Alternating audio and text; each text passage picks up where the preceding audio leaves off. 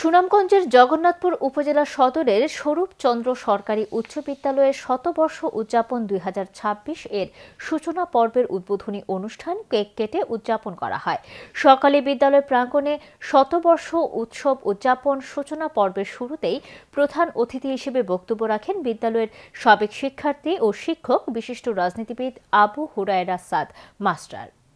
বিশ্ববিদ্যালয়ের শতবর্ষ উদযাপন প্রস্তুতি কমিটির যুগ্ম আহ্বায়ক সানোয়ার হোসেন সুনুর সঞ্চালনায় এতে বক্তব্য রাখেন বিদ্যালয়ের প্রতিষ্ঠাতা পরিবারের উত্তরসূরি স্বরূপচন্দ্র সরকারি উচ্চ বিদ্যালয়ের শতবর্ষ উদযাপন প্রস্তুতি কমিটির যুগ্ম আহ্বায়ক সুধাংশু শেখর রায় বাচ্চু। শতবর্ষ উদযাপন যুক্তরাজ্য শাখার সমন্বয় কমিটির সদস্য সচিব মোহাম্মদ আবুল হোসেন, বিদ্যালয়ের সাবেক শিক্ষার্থী রাজনীতিবিদ আব্দুল মুকিত, বিদ্যালয়ের ভারপ্রাপ্ত প্রধান শিক্ষক সৈয়দ নূর।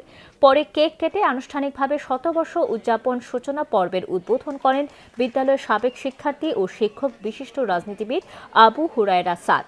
এ সময় বিদ্যালয়ের শিক্ষক, সাবেক বর্তমান শিক্ষার্থীবৃন্দ উপস্থিত ছিলেন। সাবেক শিক্ষার্থীদের মধ্যে উপস্থিত ছিলেন শতবর্ষ উদযাপন প্রস্তুতি কমিটির যুগ্ম আহ্বায়ক আব্দুল জব্বার, সাবেক শিক্ষার্থী সাদেক মিয়া, জয়দীপ সূত্রধর, আফু মিয়া, অমিত দেব, নুরুল আমিন, অরূপ সরকার, যুক্তরাজ্য প্রবাসী জয়নাল আবেদিন, কুশল রায়, সুমিত রায়, বিপ্লব দেবনাথ।